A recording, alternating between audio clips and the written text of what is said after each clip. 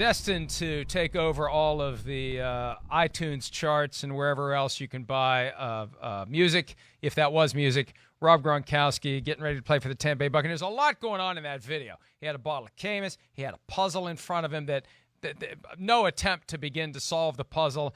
Cowboy hat, no shoes, and Gronk just hanging out, getting ready for the season.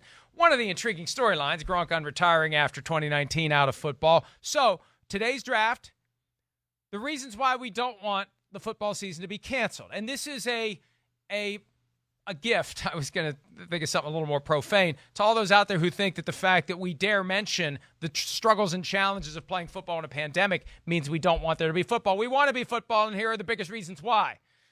After the trivia question. Do we have a trivia question? I do. It's a music-related trivia question because of that great hit that we just heard from Rob Gronkowski there.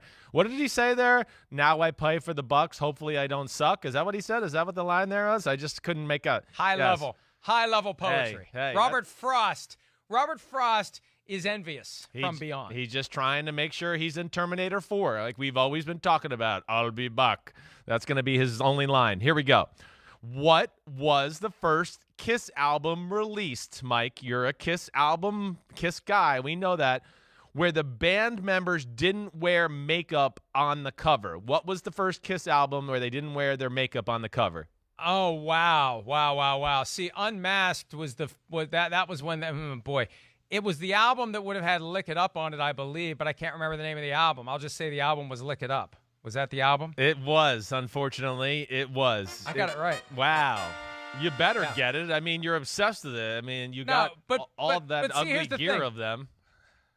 By then, stop with that, please. By then, I had grown up. By then, I didn't care anymore. I just rediscovered them when they put the makeup back on. Once the music started to go downhill, they took the makeup off. I didn't care anymore. I didn't like them in the 80s. Right. And some of those guys without makeup. I mean, there's a reason they wore the makeup. Let's be honest about that. So, anyway, let's get to the draft. Thank you. That was just a wild guess, and I got it right. Feel free in the control room to play that Kiss clip of Mike with that mask on anytime you want. Yeah, that's what I like. Without question, that's better than the Drew Pearson pushing off Nate Wright.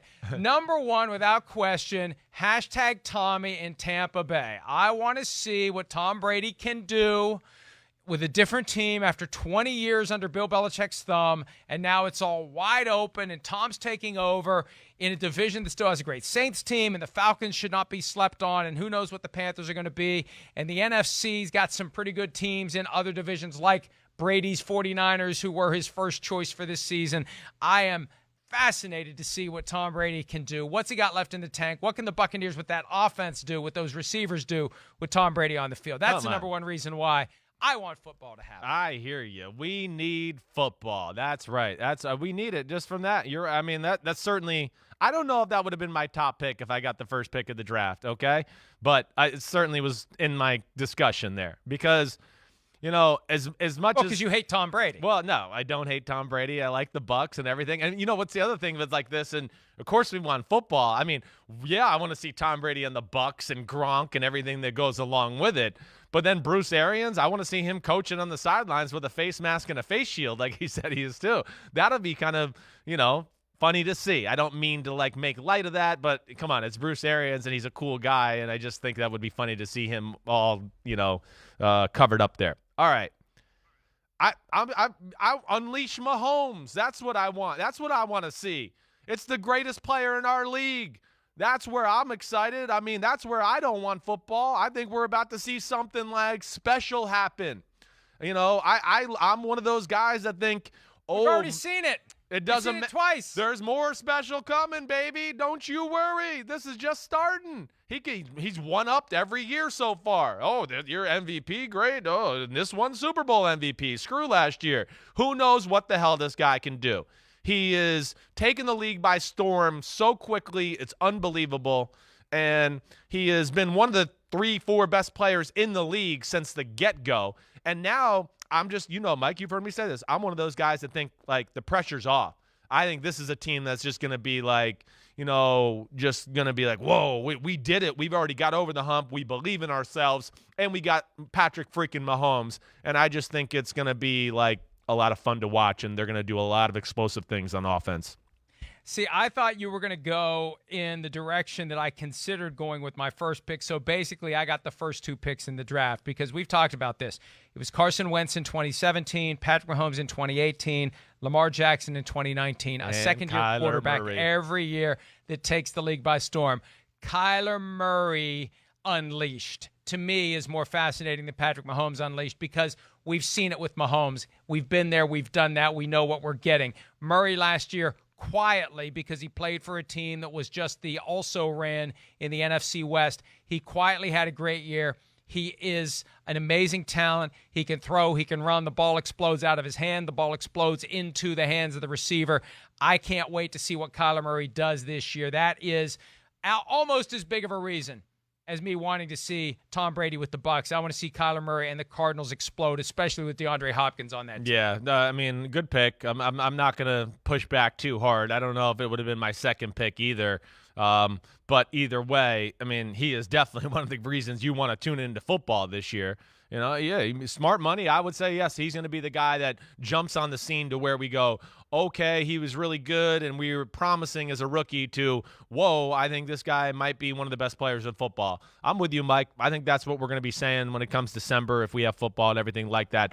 But I'm going to steal a line from Deion Sanders here because I don't think it's better than, oh, Cam Newton and the New England Patriots. Woo, baby. I mean, come on. Are you kidding me? Bill Belichick with Cam Newton and just seeing what their offense can do. Yeah, he's got to replace Tom Brady, and we know he's going to be on edge because he's pissed off about the disrespect he got this offseason and everybody disrespecting him altogether. I mean, and, Brady had that like when he would get a first down or come out, let's LFG. I think that New England fan base, they're going to be loving after about the third or fourth time Cam Newton runs up the middle and does his little Superman and points first down, that they're going to rally around that in a hurry too, and like what he brings to the football team. So I cannot wait to see Cam Newton and the New England Patriots. I was a little more excited about that before yesterday when 6 guys on the Patriots checked out for the season. And look, again, we support and respect the decision to do it, but you get a cluster like that, all of a sudden it takes a little bit of the shine off of what the Patriots may have been able to do or may be able to do with Cam Newton at quarterback. He may have to play. This is a team that's got a long history of having guys go both ways. Maybe Cam Newton's going to be playing safety. Stop it. I'm kidding. I think they learned their lesson about offensive players playing safety with Rob Gronkowski a couple of years ago in the Miami Miracle. So that's not going to happen. Next one for me, and look, the first 2 are positive. This one isn't – you're going to say it's negative. I want to see what the 49ers do as the hunted. I want to see what they do back in the valley of 0-0. I have them at number 2 on the preseason power rankings. I have every reason to think they're going to be the juggernaut that they were last year, but the Seahawks have Jamal Adams now. We've talked about Kyler Murray and what the Cardinals may be able to do. The Cardinals gave the 49ers everything they could handle twice last year. Yeah. What do the 49ers do when they reset to 0-0, when they had to thread the needle 5 times over to end up with the number 1 seed last year, and it came down to the last drive, the last play of the last game before they nailed down the 1 seed, the pressure on Jimmy Garoppolo after they thought about signing Tom Brady, just all those things that go into the stew. What happens with this 49ers team that we overlooked last year? Yeah. Now everyone is going to be gunning for them, Chris. How are they going to deal with it? I'm fascinated to see how that plays out in the best division in football. I hear you. And, you got on, Kyle a little bit a few weeks ago when he was like, I want to get back to the Super Bowl and get right back to that moment, and listen, I think it's fair what you're saying. Yeah, we want to see how the 49ers react. They haven't been in this situation. Kyle Shanahan's never been in this situation. Like you said, Garoppolo, as well. And we know their team is talented. We know that. So it is going to be a different dynamic. And, yeah, are they going to work as hard, be as hungry, be as crazy in pregame because they were so hungry like we saw when we were there in Minnesota? All real questions, no doubt about it. And I'm excited to see how they react. I'm betting good, as you know. I'm a little biased there. I want to see Sean Payton, Drew Brees. I think that's the last thing I want to go with, along with Taysom Hill. I think that plays part of the dynamic of what I want to see from my last pick. I mean, the Saints are, an amazing team to me. So resilient with what they've dealt with the last few years. I still think they're going to be one of the better teams in all of football. They're battle-tested. Man, have they had some tough bullcrap type losses. We know, certainly, and luck has not favored them. But Drew Brees' last year, a team that's got an edge, a team that probably feels like, damn, everybody's talking about Tampa, and they didn't even do anything last year. So between that and then how are they going to infuse Taysom Hill? I mean, he's a backup quarterback / weapon who's making, pretty good money this year. I can't remember what it was this year off the top of my head, right? What number is he making, Mike? It's like a 2-year, $20 million contract. Right. So it's But he's either in the way, 8 figures. I want to see how that's going to work out and what they're going to do. And I would think Taysom Hill has even more of a role of maybe playing the quarterback position this year too, which is fascinating to me. So the Saints are one that I'm certainly excited to see, and then hoping for 2020 football. Hoping. And they've got Jameis Winston on top of everything else to make it even more fascinating. But, yeah, we want there to be 16 games. We are raising the issues and posing the questions aimed at ensuring that the NFL is successful this year. And I know that there are people smarter than us whose jobs are specifically to come up with these things, and I'll be talking to Dr. Alan Sills later today for PFT PM about these issues. What are the things the NFL is concerned about? What is being done to get to 16? How confident is he that we're going to have 16 games played per team? I'm going to get answers to these questions. We want 16 games. We want the full postseason. We want it all. But we also want to be realistic about a virus that way too many of us have ignored over the past several months. Hi, I'm Mike Tirico, and thanks for watching. Make sure to hit subscribe for the latest news and highlights from NBC Sports.